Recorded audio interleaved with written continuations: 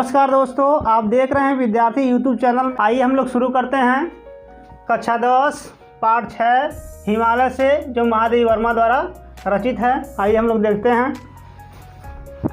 हे चीर महान, हे चीर महान, ये स्वर्ण रश्मि छू श्वेत भाल बरसा जाती रंगीन हास। हे चीर महान, हे चीर महान, शैली बनता है इंद्रधनुष परिमल मल जाता बतास। पर रागहीन तू हीम निधान, है चीर महान, है चीर महान। अब आइए हम लोग देखते हैं कैसे लिखेंगे। तो सबसे पहले शुरुआत के एक आध दो शब्द को हम लोग लेंगे, फिर डट डट करके आगे बढ़ाते जाएंगे, फिर हम लोग अंत के एक आध दो शब्द को हम लोग लिख लेंगे। उसके बाद संदर्भ लिखेंगे। प्रस्तुत पद्यांश हमारी पठित पाठ्य पुस्तक हिंदी खंड काव्य के हिमालय से नामक पाठ से लिया गया है। इसके रचयिता महादेवी वर्मा जी हैं। संदर्भ लिखने के बाद प्रसंग लिखते हैं। तो प्रसंग में देखिए, इन पंक्तियों में महादेवी वर्मा जी ने हिमालय की चीर महानता और निर्लिप्तता का वर्णन किया है। अब हम लोग प्रसंग लिखने के बाद हम लोग व्याख्या करते हैं। आइए हम लोग देखते हैं व्याख्या। हे चीर महान, हे चीर महान, ये स्वर्ण रश्मि छू श्वेत भाल बरसा जाती रंगीन हास। कहते हैं हे चीर महान। चीर माने चीर काल से, यानी प्राचीन काल से। यह स्वर्ण रश्मि यानी स्वर्ण सूरज की सुनहरी जो किरणें हैं। छू श्वेत भाल, श्वेत माने सफ़ेद, भाल माने मस्तक। बरसा जाती बरसती, रंगीन हास में रंग को बिखेरना, हास माने हंसी खुशी। शैली पगड़ी, इंद्रधनुष, इंद्रधनुष जब उगता है तो चारों तरफ उसकी जो रंग होते हैं।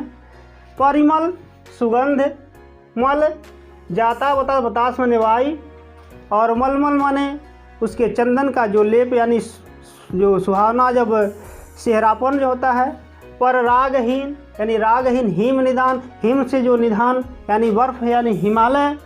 तो आइए हम लोग देखते हैं। हे चीर महान, कहते हैं कि हे हिमालय, तुम प्राचीन काल से महान हो और तुम अपनी गौरव और मर्यादा को बनाए रखे हो। और जब तुम्हारे बर्फ से ढके हुए मस्तक पर, चोटी पर जब सूर्य की सुनहरी किरणें पड़ती हैं तो बरसा जाती रंगीन हंस, और चारों तरफ जो है रंगीन हंसी बिखेर देती है। पुलकित हो जाता है, चारों तरफ अच्छा ही अच्छा दिखाई देने लगता है। शैली बनता है इंद्रधनुष परिमल मल जाता बता।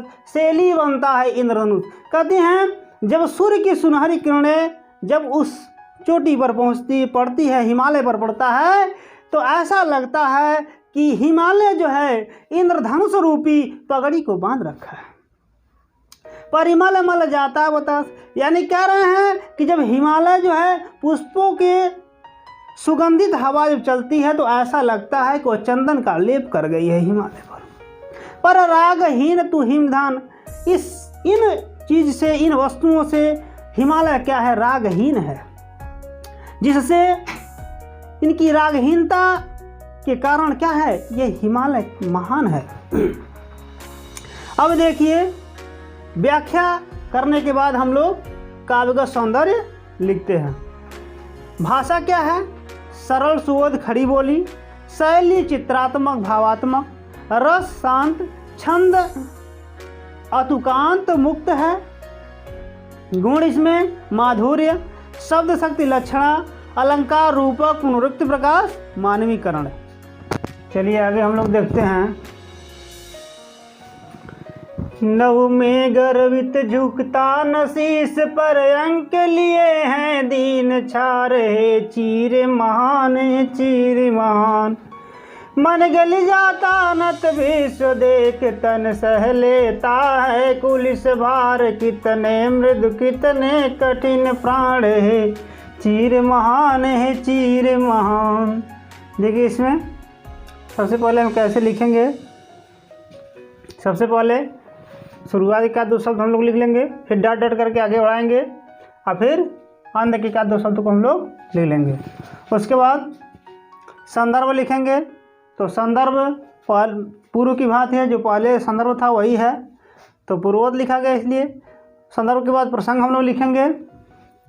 इन पंक्तियों में महादेवी वर्मा ने हिमालय की कठोरता व कोमलता का वर्णन किया है। उसके बाद नव आकाश, गर्वित माने ऊंचा, स्वाभिमान, झुकता झुकना, शीश मस्तक, अंक गोद, दीन छार यानी धूल के जो कण हैं, दीन तुच्छ, मन गल जाता, नत विश्व देख, विश्व को नत यानी विश्व को अपने चरणों में झुका देख करके, तन सह लेता, तन माने शरीर सह लेता, कुलिस भार माने ब्रज से कठोर जो आघात है, कितने मृदु कितने मृदुल, कठिन प्राण कितने कठिन उसके जो शरीर हैं, कोमल हृदय। कह रहे हैं कवित्री महादेवी वर्मा जी कहती हैं कि नभ में गर्वित झुकता नशीस, कहती हैं कि हे हिमालय तुम स्वाभिमान, तुम जो है स्वाभिमान से आकाश को छूने वाले हो और तुम किसी भी शक्ति के आगे तुम झुकने वाले नहीं हो। कहते हैं पर अंक लिए हैं दीन छार, पर अंक, अंक माने गोद में, हिमालय हे हिमालय आपने अपने गोद में तुच्छ धूल के कणों को भी धारण कर लिया है और इसलिए तुम कितने कोमल हृदय वाले हो।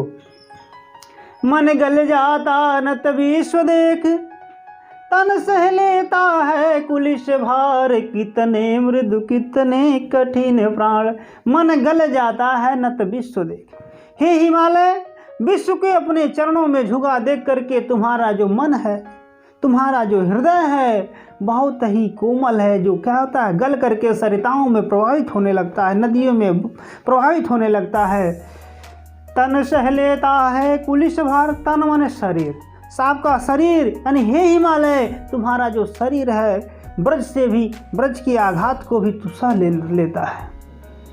कितने मृदु कितने कठिन प्राण, कितने तुम कोमल हृदय वाले हो और कितने कठोर शरीर वाले हो। उसके बाद हम लोग काव्य का सौंदर्य लिखेंगे। भाषा सरल, साहित्यिक, खड़ी बोली, शैली चित्रात्मक भावात्मक, रस शांत, छंद अधुकांत मुक्त, गुण माधुर्य, शब्द शक्ति लक्षणा, अलंकार अनुप्रास व विरोधाभास मानवीकरण। टूटी है तेरी कब समाधि झंझा, लौटे सतहार हार, बह चला दृगों से किंतु नीर सुनकर जलते कण की पुकार।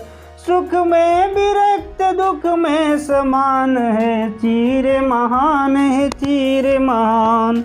अब देखिए कैसे हम लोग लिखेंगे। सबसे पहले शुरुआत की का दो शब्द टूटी है तेरी जो लिखा है, फिर डाट डाट करके आगे बढ़ाते जाएंगे, फिर अंत के का शब्द को हम लोग लिख लेंगे।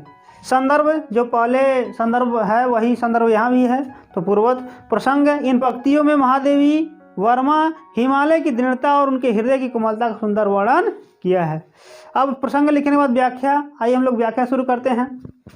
टूटी है तेरी कब समाधि झंझा, लौटे सतहार हार।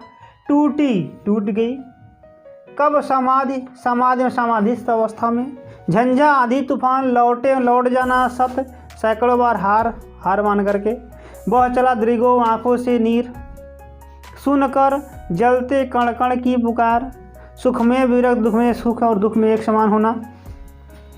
कह रहे हैं टूटी है तेरी कब समाधि, हे हिमालय तुम समाधि, जो महादेवी वर्मा जी कहती हैं कि हे हिमालय तुम समाधिस्थ अवस्था में हो और तुम समाधि में लीन हो और तुम्हारी जो समाधि है टूटने वाली नहीं है। और झंझा लौटे सतहार था, यानी सैकड़ों आंधी तूफान जो है हार मान करके लौट गए। उस आंधी तूफान में तुम विचलित नहीं हुए। बह चला दृगों से किंतु नीर सुनकर जलते कण की पुकार। कहें कि हे हिमालय तुम जलती हुई कणों की पुकार सुन करके तुम्हारी आंखों से जो है नीर प्रभावित होने लगता है। सुख में विरक्त दुख में समान, हे हिमालय तुम सुख और दुख में एक समान रहते हो, अर्थात हे हिमालय तुम महान हो। अब व्याख्या लिखने के बाद हम लोग काव्यगत सौंदर्य लिखते हैं। तो भाषा शुद्ध, साहित्यिक खड़ी बोली, शैली गीत, रस शांत, छंद अतुकांत मुक्त, गुण माधुर्य, शब्द शक्ति लक्षणा। चलिए आगे हम लोग देखते हैं। मेरे जीवन का आज मुख तेरी छाया से हो मिलाप, तन तेरी साधक्यता छू ले, मन ले करुणा की था है नाप, उर में पावस दृग में बिहान, हे चीर महान हे चीर महान।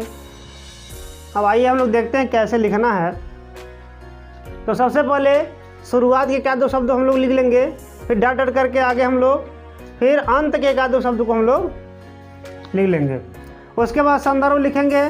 तो संदर्भ जो है, जो पहले लिखा गया वही संदर्भ है, पूर्ववत।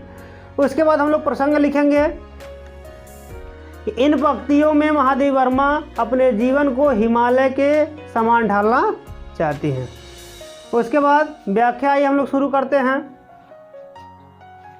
अरे मेरे जीवन का आज मुख तेरी छाया से हो मिलाप, कहती हैं महादेवी वर्मा जी कहती हैं कि मेरा संपूर्ण जीवन तेरी छाया से मिलाप हो जाए, अर्थात तुम्हारे अंदर जो सद्गुण हैं वह, महादेवी वर्मा जी कहती हैं कि हिमालय के जो सद्गुण हैं उसको अपने आचरण में धारण करना चाहती हैं। कहती हैं तन तेरी साधकता छू ले, कहती हैं तुम्हारी तरह जो है मेरा शरीर भी कठोर साधना से परिपूर्ण हो जाए। मन ले करुणा की था है नाप, और मेरे मन में करुणा की सागर भर जाए। उर में पावस दृग में बिहान, उर माने हृदय, हृदय में कहते हैं कि उर में पावस, पावस माने होता है वर्षा, कहते हैं मेरे हृदय में करुणा का बरसात हो, करुणा का बरसात की सौनसता बनी रहे, अर्थात वह भरा रहे, करुणा, करुणा जो हृदय में भरा रहे।